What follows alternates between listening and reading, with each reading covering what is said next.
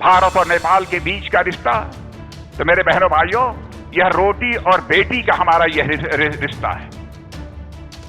दुनिया की कोई ताकत इस रिश्ते को तोड़ नहीं सकती। भारत में काशी विश्वनाथ, सोमनाथ, इन सबको अमरनाथ से अलग कोई कैसे कर सकता है?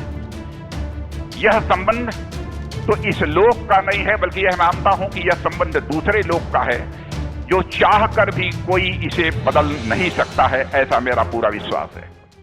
रोटी बेटी के साथ वाले नेपाल में अचानक से भारत विरोध की आंच तेज हो गई है। लिम्पियाधुरा, लिपुलेख और काला पानी को लेकर दोनों देशों के बीच विवाद और गहरा होता जा रहा है। नेपाल का नया नक्शा जारी करने के ऐलान के बाद नेपाली प्रधानमंत्री केपी शर्मा ओली ने भारत पर सिंहमेव जयते का तंज कसा। यही नहीं, नेपाल इन भारतीय इलाकों में अपनी हथियारबंद उपस्थिति भी बढ़ा रहा है। आइए जानते हैं कि आखिर ऐसा क्या कारण है जिससे नेपाल में भारत के खिलाफ गुस्सा बढ़ रहा है। भारत और नेपाल के वर्तमान विवाद की शुरुआत 1816 में हुई थी। तब ब्रिटिश हुकूमत के हाथों नेपाल के राजा कई इलाके हार गए थे। इसके बाद सुगौली की संधि हुई, जिसमें उन्हें सिक्किम, नैनीताल, दार्जिलिंग, लिपुलेख, काला पानी को भारत को देना पड़ा था। हालांकि अंग्रेजों ने बाद में कुछ हिस्से लौटा दिए थे। यही नहीं, तराई का इलाका भी अंग्रेजों ने नेपाल से छीन लिया था। लेकिन भारत के वर्ष 1857 में स्वतंत्रता संग्राम में नेपाल के राजा ने अंग्रेजों का साथ दिया था। अंग्रेजों ने उन्हें इसका इनाम दिया और पूरा तराई का इलाका नेपाल को दे दिया।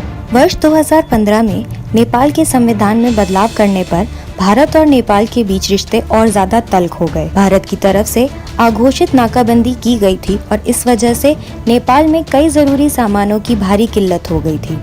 इसके बाद से दोनों देशों के बीच संबंधों में पुराना भरोसा नहीं लौट पाया। नेपाल में इन दिनों राजनीति में वामपंथियों का दबदबा है।